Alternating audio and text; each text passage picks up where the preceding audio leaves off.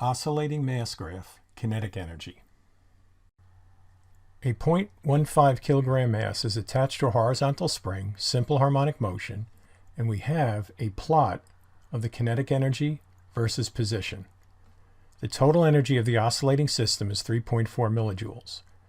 Draw the graph of total energy, draw the graph of elastic potential energy. What is the maximum displacement of the oscillating mass, and what is the spring constant? What is the potential energy at the position of 0.6 centimeters?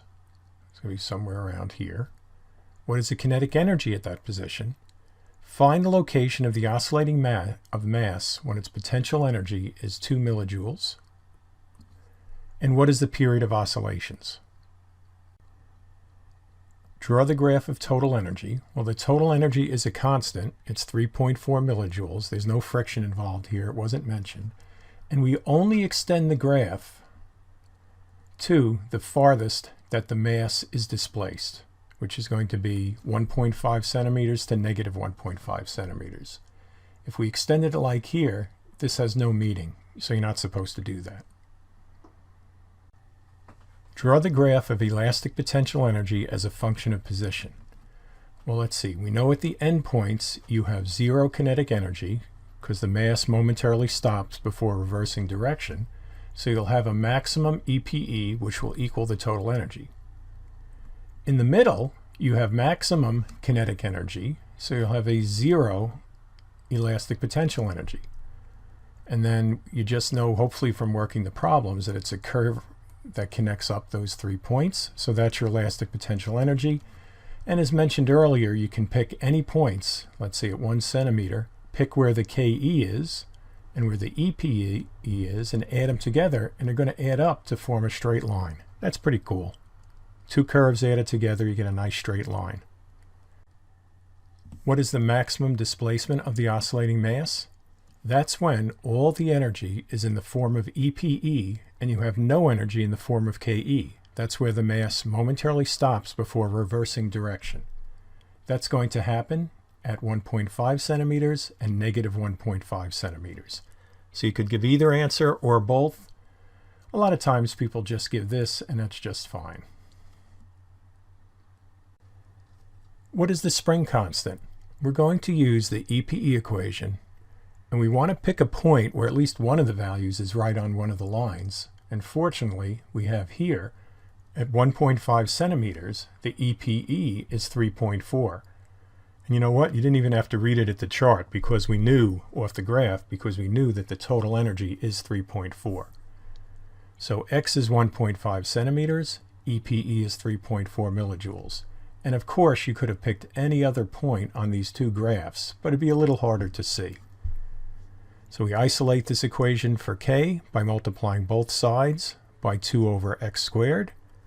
We then put in our values, and of course, convert millijoules to joules and centimeters to meters.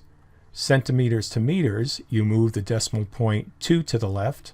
Millijoules to joules, move the decimal point 3 to the left. Carry out the math, and you get 30.2 newtons per meter. What is the potential energy at the position 0.6 centimeters? One way to do it, just use the graph. Go right up to where the curve for EPE is and cut over, and that gives you about 0.55 millijoules. Another way is to use this equation, the EPE equation, where we calculated K, X were given, right, because that's the problem, and notice how 0.6 centimeters becomes 0.006 meters when we move the decimal 2 to the left, and we get the elastic potential energy as 5.44 times 10 to the minus 4th joules. What is the kinetic energy at the position of 0.6 centimeters? We've already found at 0.6 centimeters the EPE was 0.544 millijoules. The total energy is this, 3.4. So how could we find the kinetic? Just subtract them, right? Because the sum of EPE and kinetic energy has to equal the total energy. So here's that. E total is EPE plus KE. KE is E total minus EPE. E total, EPE, and we get 2.85 millijoules. The other thing you can do is just try and read it off the graph. So you go 0.6 up here, right? Hit the KE curve, go over here, and you can say that's about 2.85 millijoules. So we're good.